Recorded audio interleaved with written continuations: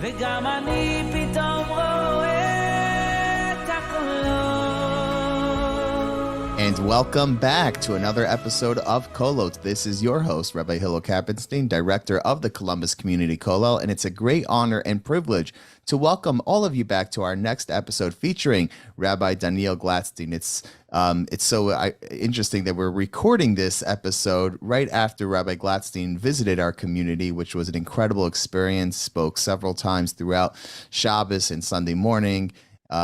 And very inspiring and really so befitting for Kolot because Rabbi Glatstein speaks on so many different topics ranging from halacha, hashkafa, history, and so much more. So we're going to discuss all of that plus more right here on Kolot. To sponsor a Kolot episode, email me, sponsorkolot@gmail.com. Once again, that is sponsorkolot@gmail.com. And without any further ado, allow me to tell you about our guest.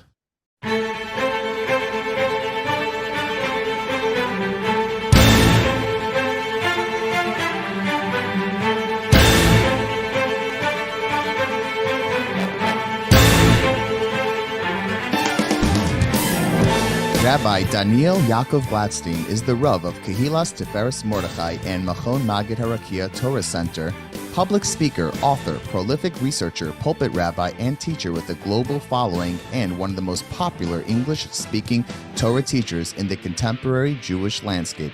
The Rav was born and raised in Brooklyn, New York, and now resides in the Five Towns with his wife, children, and family, where he furthers his research, writings, and teachings to the masses worldwide via the internet, his local community, and holy Kahal Kadosh. Rabbi Daniel Glatstein, thank you so much for joining Kolot.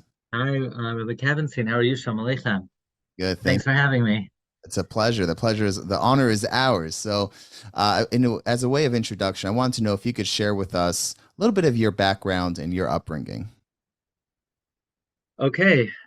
I was born in Brooklyn, New York. My father's from Pittsburgh, Pennsylvania. My mother is from Brooklyn. But a lot of my background goes back to my grandparents. Maybe we'll come to that a bit later. But I went to Yeshiva Torah Tamima. I went to Yeshiva Teferes Yisrael, which is a Chafetz Chaim Yeshiva in Brooklyn for high school. I learned in Eretz Yisrael for a short stint in Yeshiva Chafetz Chaim in Eretz Yisrael, and I was in RSA. That's Yeshivas Rabbeinu Yisrael Meir HaKohen Baal Chafetz Chaim, the Chafetz Chaim in Queens for many years. I probably have one of the longest tenures in yeshiva because after spending many years in Kollel, I was a Rav in Kew Garden Hills. So I was morning Seder and afternoon Seder in the yeshiva even after I left the yeshiva.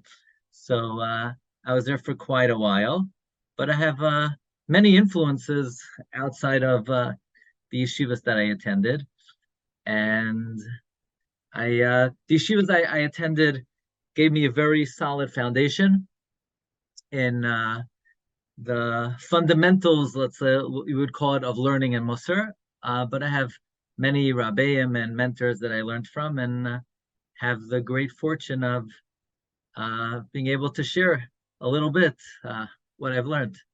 And who were some of those influences and mentors that you were so privileged to have?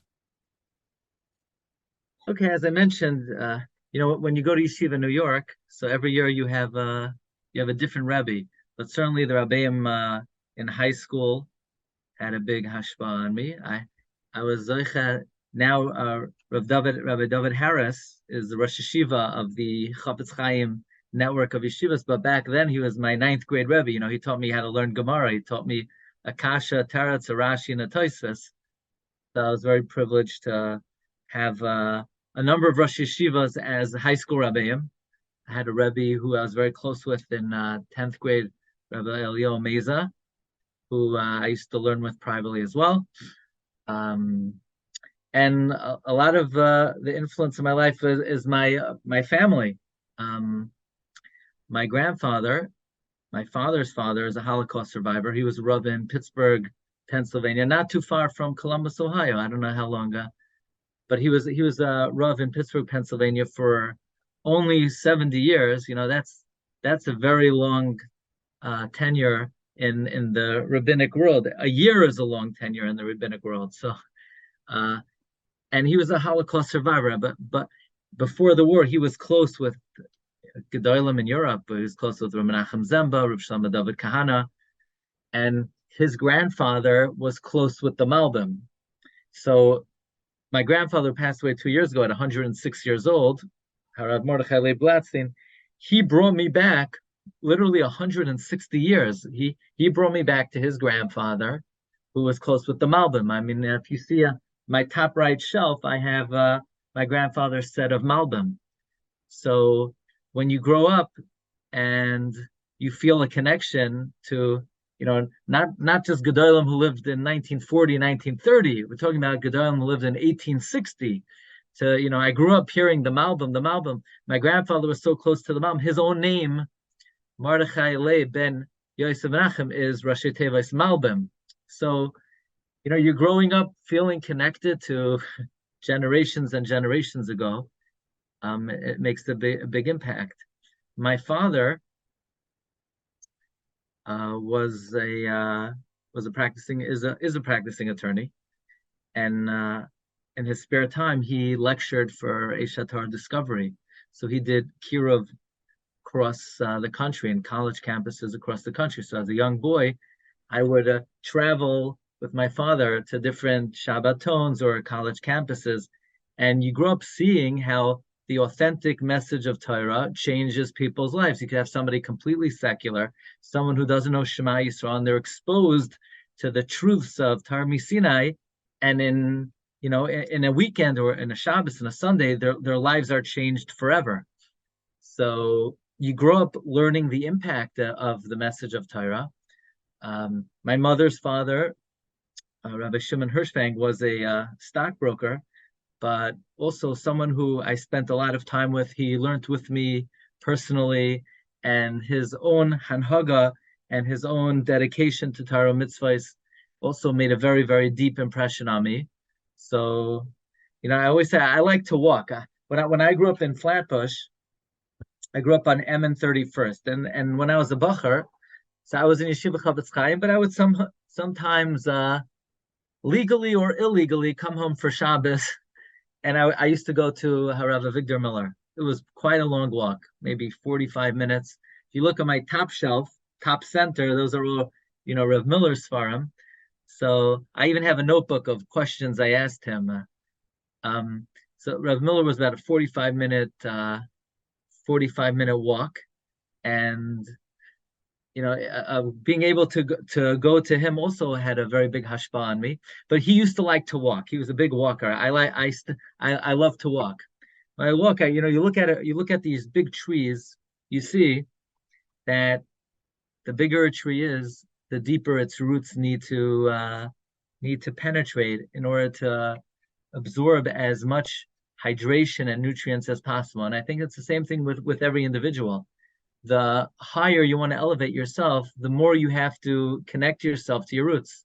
So the more you're able to absorb from your parents, your grandparents, your ancestors, the more of an advantage you have in elevating yourself. So nice. Wow. Beautiful. Yeah. And maybe can you share a story, a personal encounter with the Rav Victor Miller? It's something that really sticks with you to this day. Yeah, a lot of people, they would go to his shir and they like to say, they're a Talmud of his, or they're very close to him. I don't like to use that lightly, because, I was maybe 8, I was 19, 20, 21, something like that. And these were the last 3 years of Rav Miller's life. But I did ask him many questions, and one particular insight that he shared with me, I've been thinking a lot about lately. Now we're living in the age of artificial intelligence. That's the hottest topic, AI, chat GPT. And, could you ask them a shaila? And I remember asking him the following question: why is it that in the Chumash, it never talks about the mind? Right? And when it talks about chachma, wisdom is in the heart, is in the leiv. Why doesn't it talk about wisdom in the maya? It never uses the word mayach. it always says, "Uvelev kol chacham lev nasati chachma v'libi ra harbe chachma." And Rav Miller looked me in the eye, and he said, "Thoughts are fleeting. Doesn't matter what you think; it matters how you feel about that thought.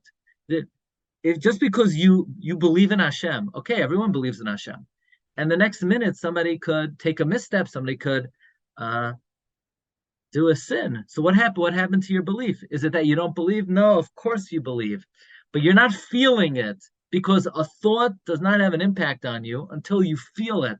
So the Torah always refers to thoughts, the mind, as the heart, because not until you have an emotion about the thought is the thought significant. So I've been thinking a lot about that recently because, in the age of artificial intelligence, I think it's a very big message to us that perhaps all of our intelligence has become very artificial.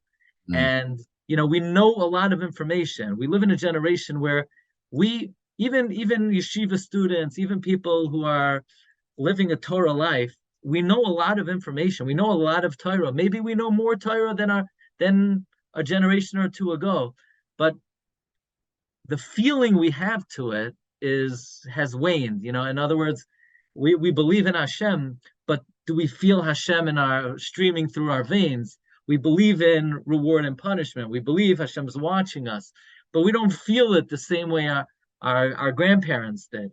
So maybe Hashem is reminding us a little bit.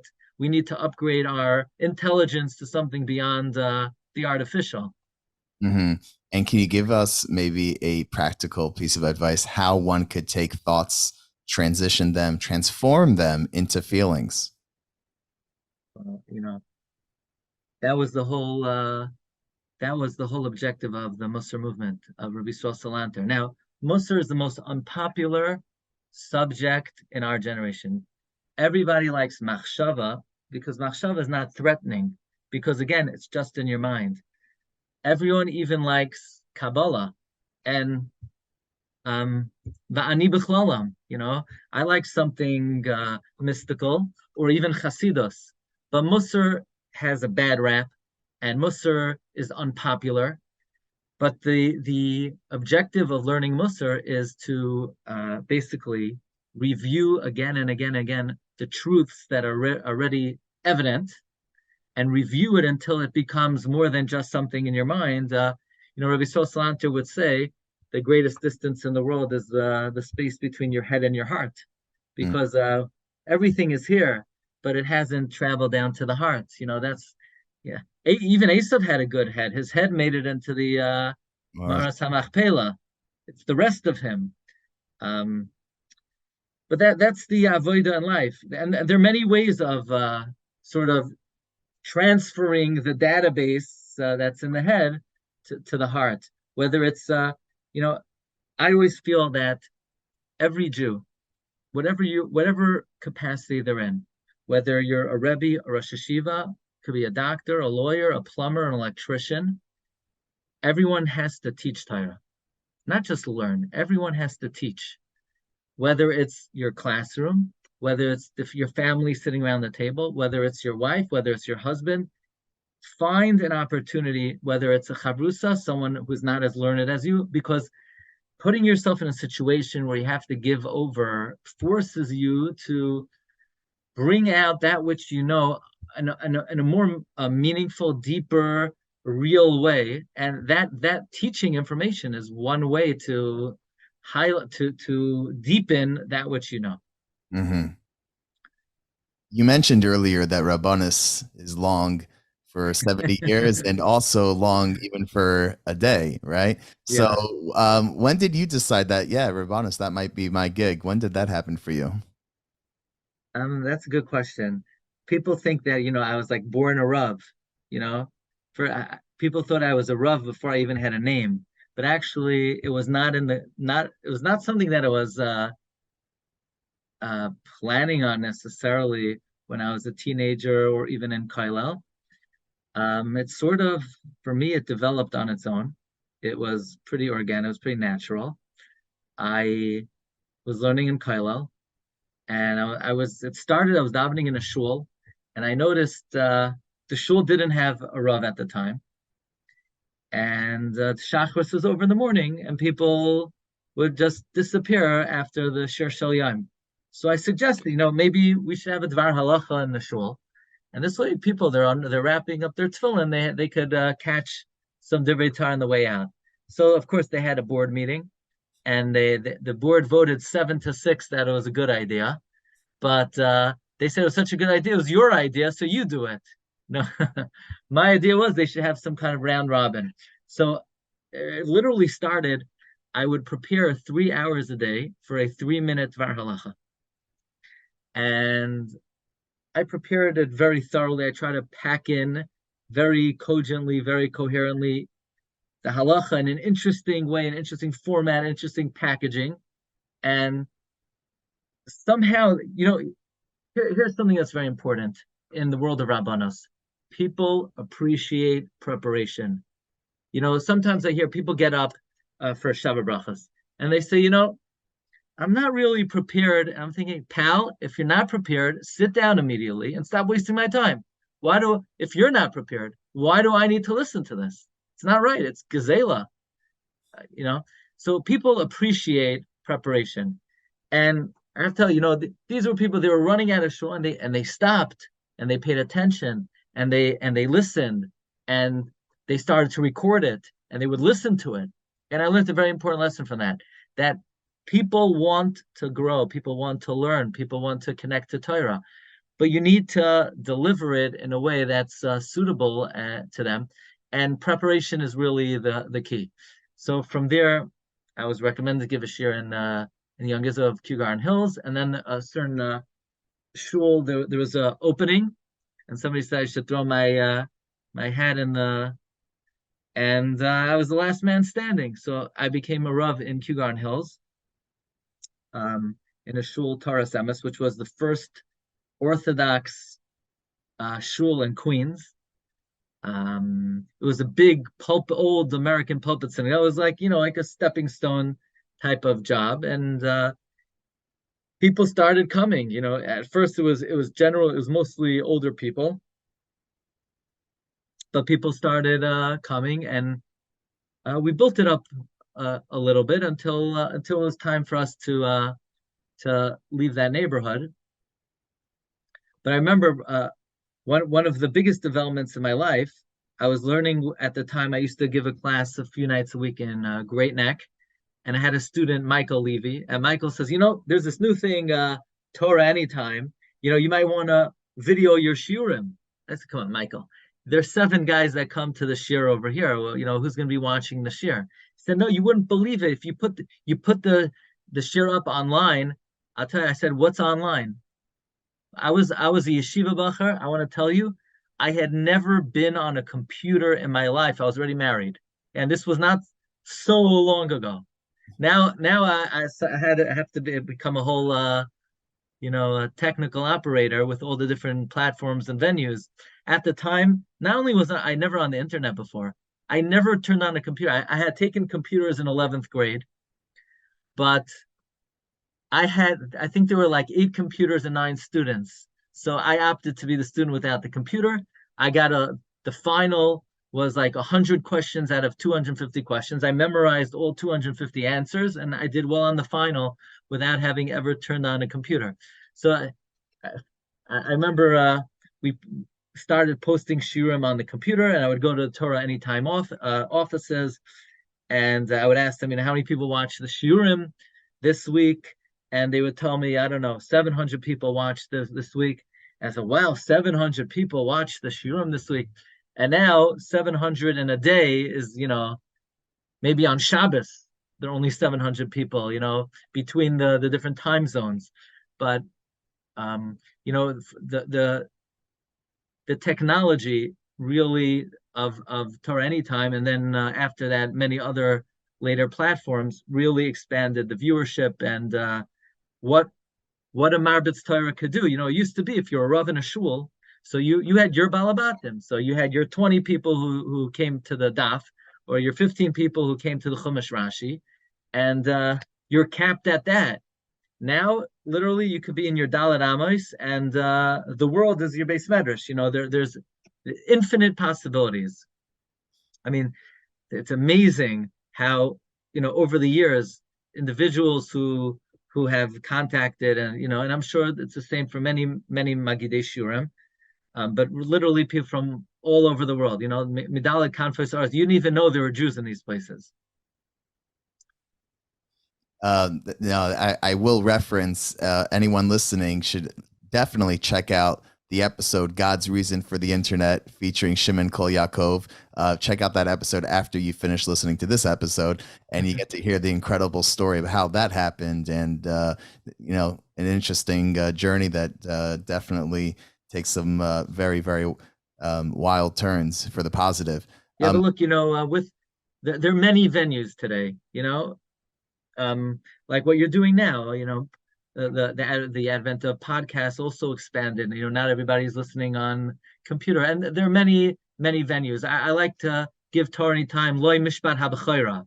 They were the first ones, but Baruch Hashem, they started many. Trend. It was a trend, yeah, for sure, absolutely. And before we move to our next segment, can you share with us overall how has the experience of being a Rav, how has that been? And maybe share with us what's the most challenging and the most rewarding.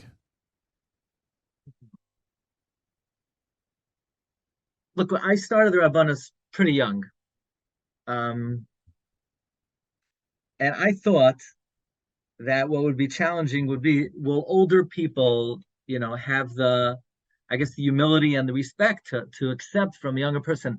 And that was never an issue. It's amazing. That was never, nobody ever came to me and said, you're much younger.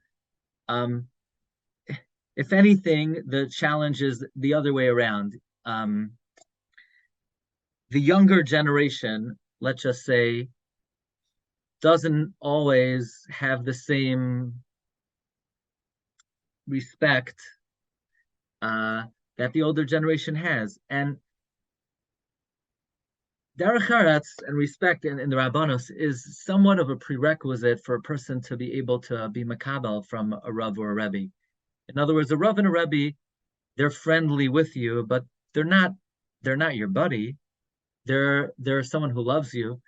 And I think the biggest lesson that I learned over the years is to ignore. In other words, and this is a general life lesson. People are going to say things to you behind your back or to you, and they don't really mean it. They're going to say things that are insulting. They're going to say things that are hurtful. And I think probably the area that I've grown the most through the Rabbanos is really ignoring what people say and not paying attention to it.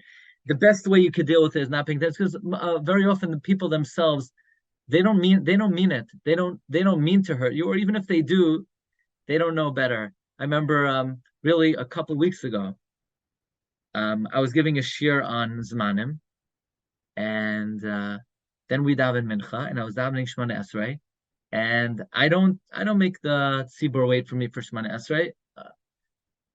When I basically get up to Moedim, I have them go ahead. This way I could say Kedusha with them, but I don't make them wait for me. But there was one guy I know, he davens rather quickly.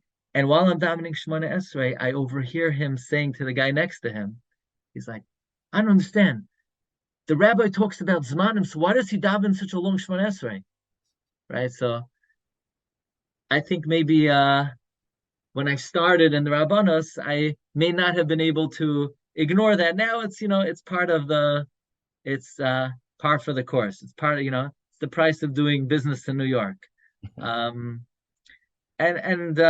ignoring things that people do and say is usually the best approach in order to avoid any kind of confrontation. But in terms of the most rewarding part is education. When you see people have a deeper connection to tefillah based on shiurim that you've been learning together, when you see people have a deeper connection to learning, when you see people have an excitement to give over insights that you've learned together, that's of course the most rewarding part. And let's get to that in our next segment. I want to talk about some of that you've given over, but not just in shiurim, but also in your svarim and the books that you have written. So what was your first sefer? What was your first book? And maybe share with us a highlight. Okay. So I'll answer that question twofold. My first published book was a sefer in Lashon Kodesh. It's called Magid Harakia on Purim. And the fact that I have a sefer is, to me, it's like a nest. It's a miracle. Like how in the world did that happen? How is that possible? I had grandparents, great grand before the Holocaust, who were far greater, but they never had the resources. They never had the peace of mind, the put to writing and to publish Chidushei Torah. So to me, it's a great miracle that I have a sefer. And actually having a sefer is a lot like having a child. And there's definitely Sar Leda, without getting into details, the publishing process, the graphic design, the layout, the timing of making sure it's edited by the deadline, making sure it's going to be printed so that it can be sent to Eretz Yisrael, so it can be put on the boat that should get here in time for Purim. You write a sefer on Purim, if it comes Pesach, then you're lucky if you sell 3.5 copies, So, but it's an exhilarating feeling, especially, people, again, in the age of technology, you'll get a picture from someone on the other side of the world reading the sefer, a week after it comes out. There's no other feeling in this world that's comparable to that. So the sefer on Purim, one of the reasons why I chose to write on Purim, my grandfather, Mordechai Glatstein, his bris was on Tainas Esser. It was named after Mordechai, and because he survived the Holocaust and he saw Haman face to face, he saw Eichmann face to face, and he saw Amalek and he overcame. So my grandparents always celebrated their birthday on Purim. So to our family, Purim was like the national Yom Tif of our family. And I had what I thought were some pretty amazing chidushim. I consider them gifts from heaven on Purim, and I just had a desire to publish on Purim. You asked if I could share a highlight. If I could share just one brief thought, and really over the years I've really developed this further. But we know the Megillah ends rather unusually that Achashverosh taxes the people, which is quite bizarre. I mean, that's the grand finale of the Megillah, that Achashverosh taxes the people. I mean, who cares that he taxes the people? So, cutting to the chase, one of the major themes of the Megillah is how Hashem uses every plan of the enemy. He doesn't thwart the plan. He uses the plan and causes that plan to boomerang and to backfire on the enemy. So I was learning Sefer Ezra, and in Sefer Ezra we read that the Jewish people want to rebuild the second base of Mikdash. They didn't have the funding, so they go to Daryavesh if he could help them out.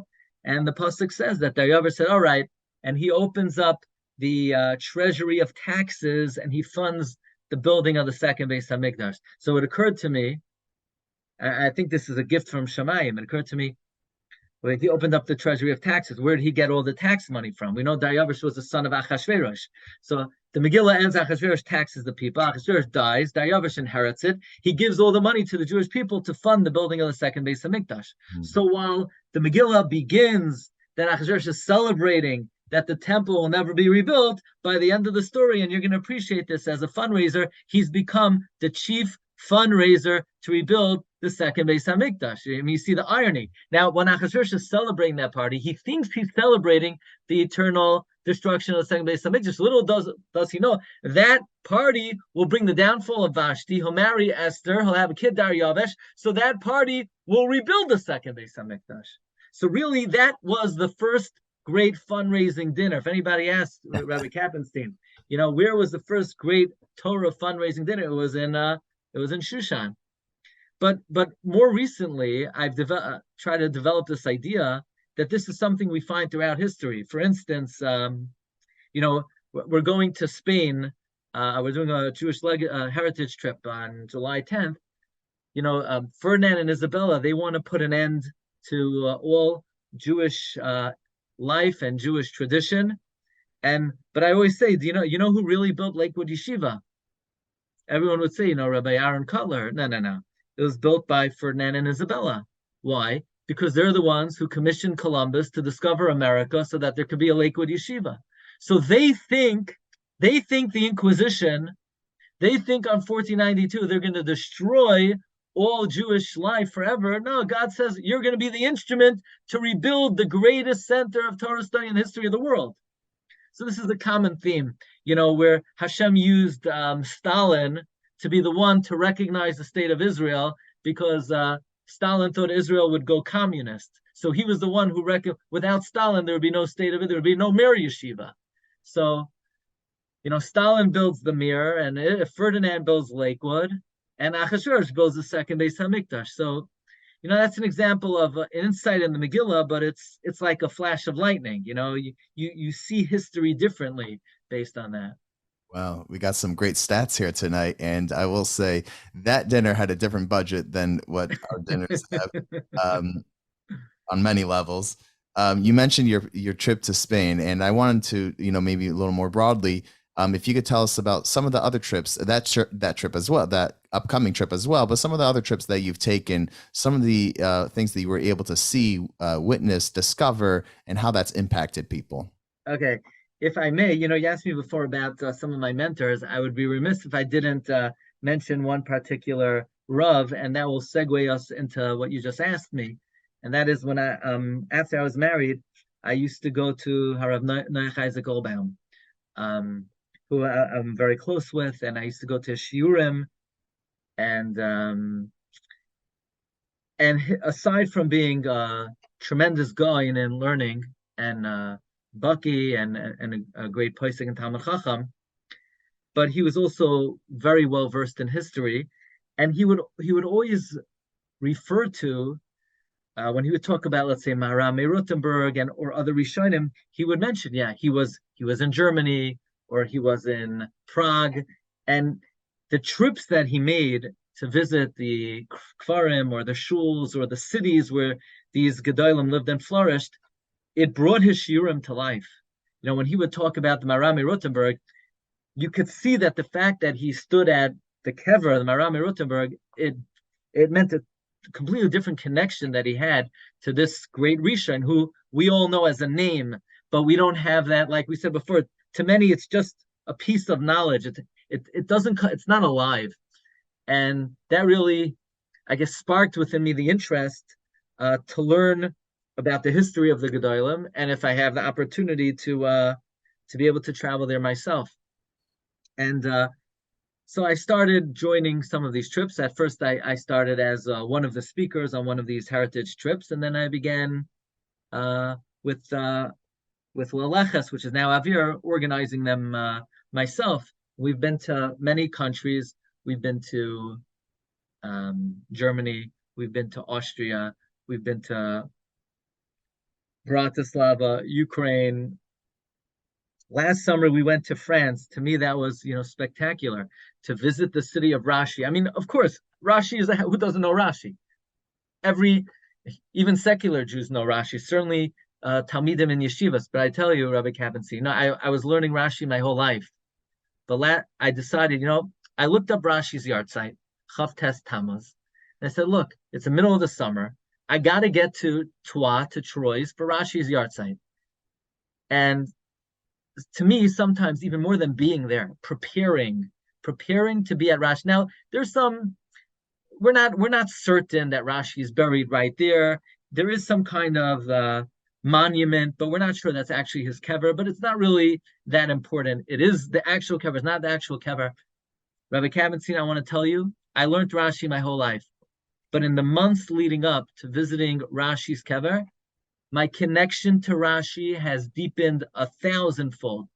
Learning about Rashi's history, where he was born, who his rabbeim were, who his son-in-laws were, his ambition to build a bias of Torah. I mean, all of Klal Yisrael is from the bias of Rashi. You know that 80% of Ashkenazic Jews trace directly back to Rashi? Because in the 11th century, there are only 10,000 Ashkenazic Jews. He has 5 daughters. Statistically, 80%, including myself, I have a tradition, come directly from Rashi. There's a Lashon in the Shita Mekubetzes, Rashi, Rabban ve'avihen shel Yisrael. He's the Rebbe, and he's the father of the Jewish people. Before last summer, those were words. Now I feel it in my bones. Rashi's our Rebbe. Rashi's our father. So that's just an example of it's not a very exotic kever. Rashi. I mean, it doesn't sound that. It's not like some kind of newfangled school. It's Rashi. I'm telling you, by traveling to these places, and then we went to Rabbeinu Tam. I'm telling you, compared to what Rabbeinu Tam is to me now, I look back and I say, no, I had no idea who Rabbeinu Tam was. To us, they're all the same. The Rivam, the Rihazakin, Rabbeinu Tam, they're just Balei Toises. No, now I feel like I could taste the character of each one. So, it gives a deeper connection to me, and I feel it makes my shiurim and my presentations much more meaningful. So we were in Turkey. I have really amazing stories, if I could just very quickly. When we were in Izmir, I went to the kever of Reb Chaim Falaji. I just had it in I said, in this world, I have to visit Reb Chaim Falaji. I have a very special connection with the Sephardic giants. I'll tell you very briefly, we'll discuss it at a different time, at greater length. But after the Holocaust, my grandfather published for the survivors the first Sfarim. And the first sefer he published for the survivors was the Leiv David of the Chida. And I feel because of that, I have a special connection to the Chida. Over there, I'm going over some of my shelves, but shelf on the right side, second down, and the third down are all the Sfarim of the Chida. And so I've been to the Chida, the Ben Ish Chai I've been at on Har HaZeisim, and Rabbi Vadia I've been at, but I always wanted to go to the Reb Chaim Falaji. So we went to Izmir, we went to the kever Reb Chaim Falaji, and I was walking around over there, and I see one kever is covered with weeds. I take off the weeds, clean off the dirt. Reb Yitzchak Falaji, the Rav of Izmir, son of Reb Chaim Falaji. So I didn't even know what to do with that. I never heard of Rabbi Yitzchak Falaji. So we did a quick clip, like a 30-second clip. We put up on Torah Anytime. We just discovered the kever of the Rav of Izmir, the son of Reb Chaim Falaji. It said on the kever he wrote the sefer. I said he wrote the sefer. That's all I knew about him. So that was the end of that clip. Okay. I come home that week. I'm giving shiurs Parshas Kisisa. I said, I need a good topic for the Wednesday night shir this week. I'm looking around. The topic that came to me was, could there be ayin hara if you teach Torah publicly? A person is not supposed to draw attention to themselves. But what if you're doing a mitzvah, you're teaching Torah? Could that draw ayin hara? So I see a tshuva from Reb Chaim Falaji. And then after like a paragraph, he says, the truth is that when it comes to this subject, my son, Rabbi Yitzchak Falaji, he wrote the comprehensive treatment of this subject. And he then quotes paragraphs from his son, Rabbi Yitzchak Falaji. I had not heard of him before that week. I had just literally unearthed his kever, and he's like, all right, thank you for uncovering me. I want to give you a little gift. And I have a few really good stories like that of very short. I'm going to tell you one more, whether you want to hear it or not. I'm going to tell you one more. I want to hear it. I want to hear it. Okay. This was during really right after COVID, right when COVID was waning, it depends where. Some communities, COVID is not over yet. Some communities, it's long past. This was like sort of toward the end of COVID. I was having, summer travel withdrawal. So we made a small trip to, I needed to get people to go. So we put Kerastir in there, of course. And then we went to Ukraine. Fine. In Ukraine, I had on my list, I wanted to go to the kever of the Taz, the Sma, the Shalom Meshiv, the Yeshuas Yaakov, and they were all buried in the city of Lemberg. There was no official kever, but I know there was a monument that said in this cemetery was buried these Gedolim.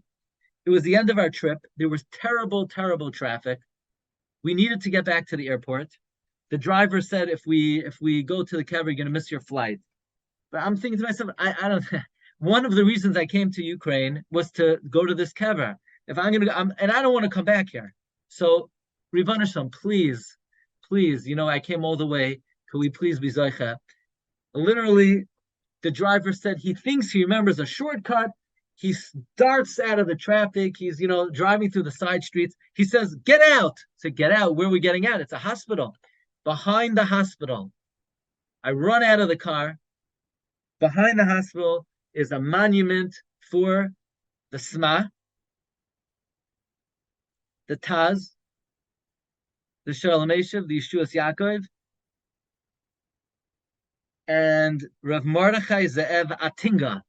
Oh, Rav Mordechai Ze'ev Atinga. I figure, he must be very eminent if he's buried with these other four tzaddikim. But at the time, I wasn't even able to make a real clip because I didn't know who he was. So I made one for the Taz and the Sma and the Yeshuas Yaakov and the Shalom Eshev, and I said also buried as Mordechai Ze'ev Atinga. This was like on a Tuesday or Wednesday. That Friday, I come back, it's Erev Shabbos, I'm preparing a shir. It was Shabbos Chazoin. And I'm quickly preparing the shir, and I see an amazing question. The question is, we know the Beis Mikdash were destroyed because they Shaloi Berchu B'Torah Tchila, right? Chazal said we didn't make Berchas HaTorah. So I see the question of the Magid Giborim. He asked, what do you mean they didn't make Berchas HaTorah? But we know that even if you don't say Berchas HaTorah, if you say Ahava Rabbah, it's good enough. So they said Avarabba, so what's the big deal? They didn't say Berchas. That's the kasha of the Magid Giborim. Magid Giborim, of course, everybody knows. Mishnah Berurah quotes Magid Giborim come out on every page. So I'm giving the shir, and then I'm thinking to myself, who's the Magid Giborim? And I look up, Rav Mordechai Ze'ev Atinga. Bingo. And I don't think I ever gave a shir. The shir was on the Magid Giborim. Never happened before. But the day I came back, all of a sudden, I didn't know who he was, but he made sure I knew who he was. So I have a lot of stories like that. And, I feel that by preparing and learning about the history of these Gedolim, it deepens your connection to them at the very least. I think we have a topic for your next book. Maybe you should make a collection of all these. Now, this is incredible. I want to be, before we move on to the current time period that we're entering, I just want to ask you, there's this, a lot of people have this desire to visit the places, the camps, Auschwitz and Bergen-Belsen and all these places. What do you, what's your take on trying to connect to the Corbin of Europe? For some it's, inspiring, for others it's depressing. And I guess at a more general level, what do you think the value of these trips are, and what do you think the takeaway should be? It's interesting that with all of my travels, I've never been to the camps. I'm not resistant to going. My feeling has always been, I have been to the camps because my grandfather was there. I heard from him, so I don't need to see it. It's enough that he had to be there. But Bezos Hashem, one day I think I would like to go. Look, I think that if somebody feels that they don't have a connection to Corbin Europe, and by going to the camps, they will have a more meaningful connection, then Matovu Manoim, then that will deepen their appreciation, understanding of what happened to the Jewish people in our own times. It's unfortunate that the Holocaust was only 70 years ago, and people, the new generation doesn't really know that much about it. So, somebody told me, who's in the Kiruv world, that even for the Frum community, again, I agree, whether I agree or disagree, that's not, I'm not saying that my opinion, I'm just telling you what a certain eminent leader in the Kiruv world today told me, that it used to be, of course, the Beis Medrash was the most compelling makayim to influence people to be committed Jew. And he feels that today and it's hard to fully support this, but I just want to, bring out this point. But he feels today that the trips actually have more an impact on even the frum community. Certainly the secular world, the trips are extremely impactful. I would say you definitely need a combination, but there is a certain like we started off the class, how could we bring what's in our mind and in our head as information, how can we bring it closer to our heart? These trips really do bring alive the history of the Jewish people, and it is a way of bringing it closer to our heart. So a person could try on Tisha B'Av to think about the destruction and all the various tragedies that happened to the Jewish people, but actually going to Auschwitz or some of the camps, that definitely will bring it closer to the heart. Sure. So I think if it will enhance a person's appreciation of our history, then it's a worthwhile activity. As we speak, we are in the month of Tammuz as we record, and this will probably be aired right before Shavasar Tammuz. And I remember going to camp summer after summer. You get all excited. Like every summer, like camp has another theme song, and it's geschmack, and you have concerts, and then boom, the 3 weeks, and it's like, spoiler. Like, why does this have to come in the middle of Bein Hazman? Why does this have to come middle of summer vacation? Couldn't we just find another time, maybe in the winter, to have this like between Hanukkah and Purim? Like kind of like it's a spoiler to many. But it shouldn't be that way. And I know you wrote a book on A Darkness to Dawn, and I know we can't go through the entire book, but maybe share a perspective how the 3 weeks should really be looked upon and what the connection should be to every Jew about it. Look, there's a beautiful commentary on Megillas Eicha written by Ben Ish Chai, and Ben Ish Chai basically explains the Psukim of Eicha based on what their positive spin will be when Mashiach comes. So, for instance, the pasuk says, "Vayetze mivasiya in kol hadara." So all the glory left Yerushalayim. So the Ben Ish Chai interprets as follows: when Mashiach comes, nowadays a lot of the glory of the Torah comes from Lakewood. But that's not how it's supposed to be. It's supposed to come kimitzion teisei Torah. So Mashiach comes, vayetze mibas kol hadara. All the Torah will come from Tzion, which means that all the tragedy of the 3 weeks will be overturned one day. There's an idea that Tisha B'Av is called a Moyed because one of the reasons is it's a predestined time for the redemption. I always like to say, you ever notice, I don't know why this is not spelled out explicitly, but in Rajin, they say there's a connection between Tisha B'Av and Simchas Torah. What could the connection be? You know how on Yirmiyah was born on Tisha B'Av, and Kabbalistically there's an idea Yirmiyah is the Gilgal of Shlomo HaMelech. Shlomo is the Keneged Simchas Torah, Yirmiyah is Keneged Tisha B'Av. So Tisha B'Av L'Ra is what Simchas Torah is L'Toiv. You ever hear this? This is the niggin even that we use on Simchas Torah. We say, Ki mitziyahayin teitzei seira. It's Eicha. And if you end, Udvar Hashem Yerushalayim, that's Eicha. But we don't end that way. It's Ki mitziyahayin teitzei seira. Udvar Hashem Yerushalayim. Somehow with that knetch at the end, you schlep out the Eicha, you completely transform the niggin of Eicha into a festive niggin. So you sometimes wonder, we're gonna keep the same Eicha niggin.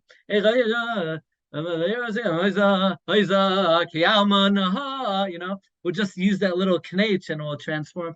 So which means that the whole 3 weeks, it's like primed for a turnaround.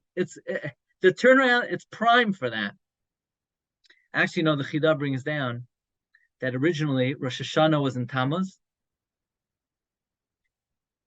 Yom Kippur was in Av, and Sukkot was in Elul. And because of Corbin, everything got stuffed and crammed into Tishrei. In fact, Avram Avinu, in times of Avram Avinu, that's how they celebrate the Yom Tovim: Rosh Hashanah and Tammuz, Yom Kippur and Av, and Sukkot and Tishrei. Samar Rebbe has a whole Torah why in Parshas Kisisa it says L'tkufas Hashana, and in Truma it uses a different lashon. One was before the Chedo Egel, the Yom Tovim were 1 month, which means that this whole Zman, it's, we think it's soaked in tragedy. No, it's primed for transformation. Which and that's up to us. I had this chus just to be in your community, and the amazing observation of the Bnei Yisachar, how the 3 weeks, if this will be relevant for Shavas B'Tammuz, the 3 weeks has 528 hours, corresponding to the prakim of Shas, and which means that our objective during this time of the year is, now, how do we reverse the cycle? How do we reverse the cycle? We mentioned, and the 5 tragedies of Shavas B'Tammuz, the luchos were broken, and the carbon tamid stopped being brought, and the city was breached, and they burnt the Torah, and they put up at Salam and the Heichal. The Aruch LaNer interprets that this is not referring to like 5 historical events, but it refers to sort of the downward progression of the Jewish people. It always starts from a lack of learning Torah, then it goes to diminishing the tefillah, and then the Torah is completely dissipated, and then the religion is abdicated. So therefore, this time of the year, we have to figure out how we're going to reverse the cycle, which then the first step is always strengthening Jewish learning and Jewish education. And, that's what you're doing in your community, strengthening the Torah study in your kollel. And, this gives us direction wherever we are involved, wherever we find ourselves, whatever community we find ourselves. We always want to know, how do we strengthen our community? How do we strengthen our shul? How do we strengthen our families? It always starts 528 hours in the 3 weeks correspond to 528-hour chapters in the oral law, in the Torah Sheba'al Peh. That's where it starts. It starts strengthening Jewish learning. However we're able to strengthen it. The learning ourselves, teaching, and disseminating. Harbatzas HaTorah.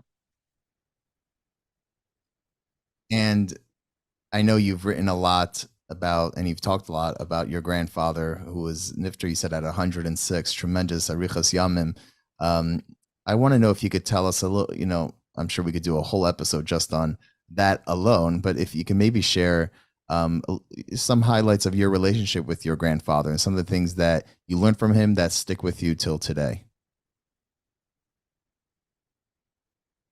Look, my grandfather lived like 3 storied careers. He lived a life before the war, a tremendous sacrifice during the Holocaust, and then he was a Rav for 70 years after the war. Just, for this occasion, just to mention maybe 2 points. My grandfather never felt sorry for himself. He lived for 6 years in deprivation, without food, without home. Wherever he turned, there was torture, murder, cruelty of the highest order that no human being ever experienced.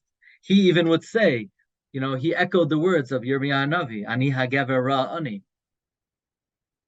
And yet, we live in a generation where when people go through hard times, how much time do they spend wallowing in self-pity? How much time do they spend in the trauma, dealing with the trauma? If you would have met my grandfather, you would have thought that he grew up, he lost his father. His father was 26 years old when my grandfather passed away. My grandfather didn't even have a memory of his father.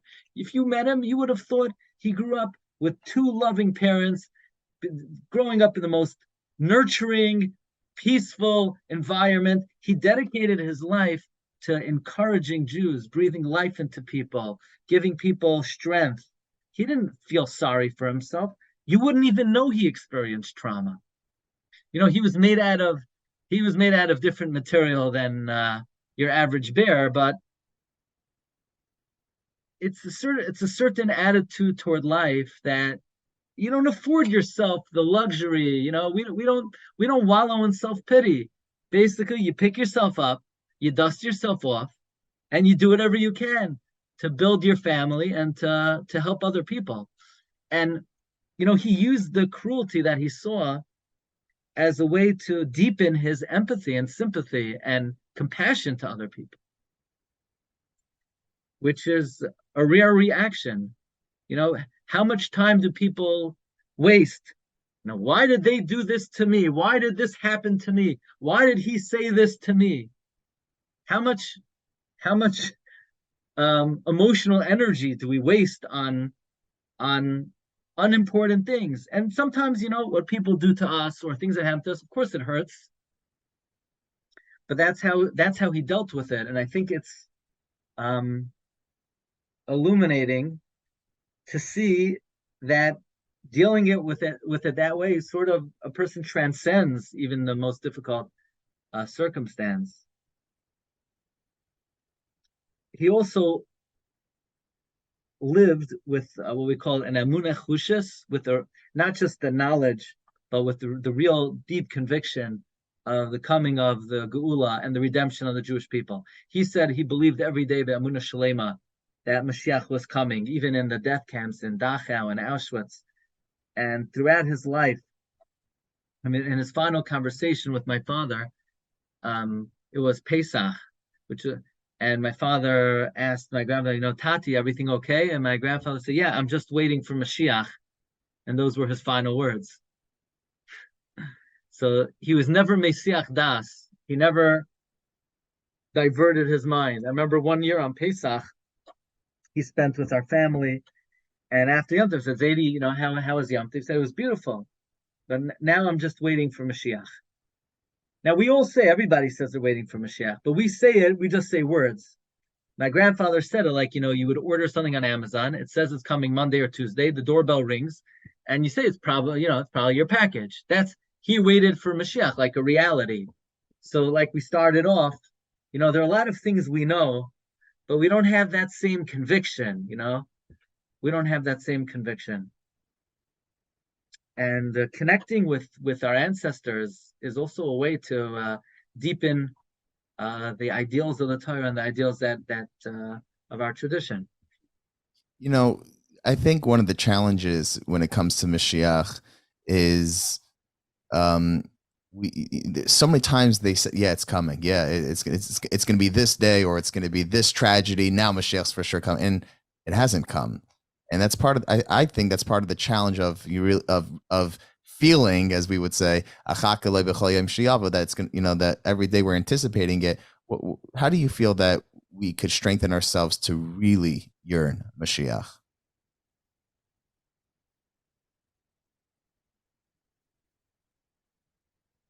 Here's how I like to think of it.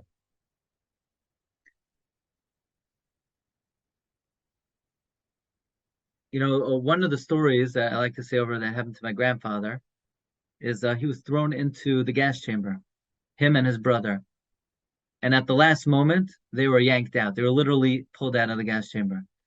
So I always think, okay, God saved my grandfather. But he didn't just save my grandfather. He saved my father. He saved me. He saved my children. Because I wouldn't be here today if my grandfather wouldn't have been yanked out of the gas chamber. People say, if only I would see a miracle like the splitting of the sea, then I would believe in God. But right now, I live in America. I'm a Yankee fan, which might be a mistake. And, I have a job. I have a nice shul. I send my kids to school. They go to camp. I go to a bungalow. If I would see a real miracle, then I would have real conviction. So you say, pal, the famous observation of Rabbi Yaakov Emden. He says, analyzing the state of the Jewish people in this world after 2,000 years of Galus, we've been hounded, we've been persecuted, crusades, Inquisition, pogrom, Holocaust. After everything we've endured, Rabbi Yaakov Emden says, I swear that when I contemplate the miracle of Jewish survival, it is much more miraculous to me than all the miracles that God performed in Egypt. So I always like to say, the people who left Egypt, they said, come on, God, you really want me to believe in you?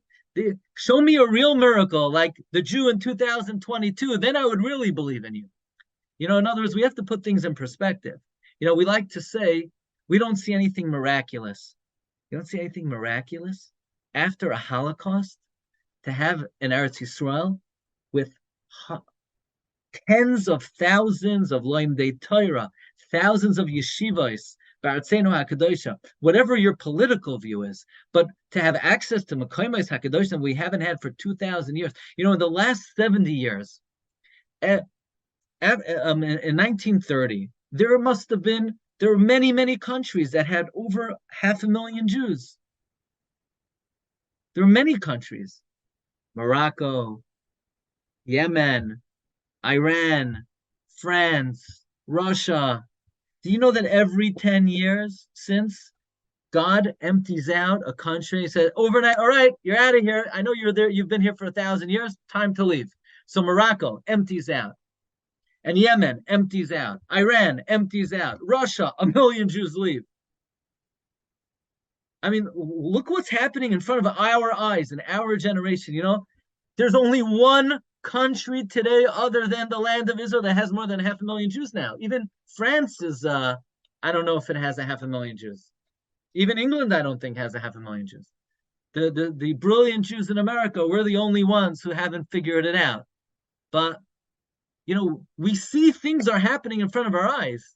It doesn't happen in 1 minute, but just think about where we were. Think about where the Jewish people were 70 years ago. And think about where we are today. And if you don't see the open hand of Hashem in the most miraculous way in the history of the world, we're talking about bigger than the splitting of the Red Sea over here. The flourishing of Torah Judaism today after 2,000 years of Galus, it's the greatest open miracle in the history of the world. The splitting of the sea was like minor leagues compared to what's going on today. The plagues in Egypt were like, God knows that in our generation we need strengthening. So Hashem makes the greatest miracles in the history of the world. The greatest miracle is that you could open up a kollel in Columbus, Ohio, and people want to come learn. After 2,000 years of galus, they want to learn the Torah. And the Torah we have after 2,000 years, it's the same Torah. It's unaffected. It's not diluted. There's no change. The same exact letters that Hashem gave Moshe Rabbeinu, we take out in my shul and your shul. We're still reading those the same scroll, the same words, the same mitzvahs. We're putting on the same tefillin. That's the greatest miracle. So if a Jew says, it's hard to believe. If it's hard to believe now, it was never any easier to believe, because the greatest miracle that God ever performed is the continuous survival of the Jewish people. And that miracle he made for me, and he made it for you. So never was it easier to believe than it is today. But we just have to, so to speak, open our eyes and see what Hashem is doing for us. I like how you said it. Yaakov Emden, he wouldn't just think, but he would contemplate on that. And I guess that, that's the theme of our dialogue is transforming it to a feeling. What started upstairs makes its way downstairs. Yeah, and just to emphasize, for Yaakov Emden was astounded by the miracle of the survival of a Jew 250 years ago, before the Holocaust. What would he say today? Right. Amazing. We were very privileged to have you for a Shabbos, and we were exposed to a little bit to your Torah, a little bit of your wisdom. I felt like 4 or 5 lectures weren't enough, but Baruch Hashem with Torah Anytime and the other platforms we could always download more. But I wanted to ask you, maybe you could share with us a little bit of what was your experience, what was your What was it like for you to spend the Shabbos in Columbus, Ohio? Well, Columbus is a beautiful community. It's a storied community. It's the capital of Ohio. And we always have to, like the Chafetz Chaim would say, the roadmap in heaven is different than the roadmap down here. In heaven, there were big cities. There was a city called Radin, Radin. You look on the map, it's a speck of dust. What's Radin? I used to hear about the city of Dvinsk. How big was Dvinsk? You start Ashrei, if you're on the wagon, by the time you got up to Soimech Hashem L'chol HaNoiflim, you're in the next city. But in heaven, Dvinsk is a big city because you have Torah luminaries. And Jewish communities are measured by Torah learning and Torah education. And it's really beautiful to see a city that has an established kollel, because the heartbeat and the source of vitality of a Jewish community is its centers of Torah study. And if a person wanted to see the trends of a city, is the Torah study increasing? So then the city is generally trending up. And if the institution of Torah study are not, then it's trending down. So Baruch Hashem, Columbus has a kollel, has batei knesiyos, and all of those dedicated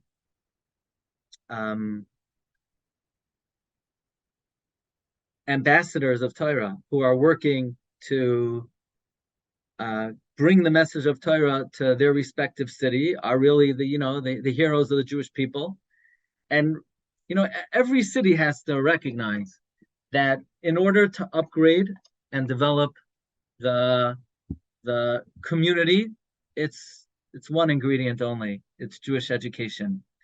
And the best thing that could happen to a city is to develop yeshiva system, yeshiva network, and that helps the city, so to speak, what we call trending upward. So Kahal Kadosh for everything that you do for your community, and for the kollel, and for bringing the message of the kollel to a broader audience through this platform. But really wonderful community and wonderful people, and as a Hashem, you should be successessful in your mission. Amen. Yeah, and a special shout out to all the people that helped make it happen. There are going to be more than it's going to be hard to say everyone, but that made it an amazing Shabbos, and it was a treat for us. I hope we'll be able to host you again in the near future. And thank you again for coming on Kolot. This was an incredible conversation. I'm sure many people are going to enjoy, and especially how timely it is when we're going to be airing this. So thank you again, and I guess I could return the bracha, the berachas hedjit, at least for me, not for you, but to continue all the shiurim, all the learning, all the incredible trips and everything else that's going on until, yes, Mashiach, it's on its way. Thank you. Thank you very much. To listen to all Kolot episodes and see upcoming guests, visit kolotpodcast.com. We are also on all podcast players. Type in Kolot on iTunes, Spotify, Google, Stitcher, Podbean, and Amazon. Share with your friends, and please make sure to give us a 5-star review. Kolot is a project of the Columbus Community Kollel, a full-time Jewish learning center in Bexley, staffed with high-caliber Torah scholars. Ever since 1995, boys, girls, men, and women from all backgrounds and affiliations have found many opportunities to connect with Torah and mitzvos at the Kollel. Whether it's a study partner, an engaging lesson, or a program, the Kollel is your one-stop shop for all your Jewish learning. If you want to know how you can benefit from the Kollel, visit thekollel.org. That is TheKollel.org, and forever be inspired.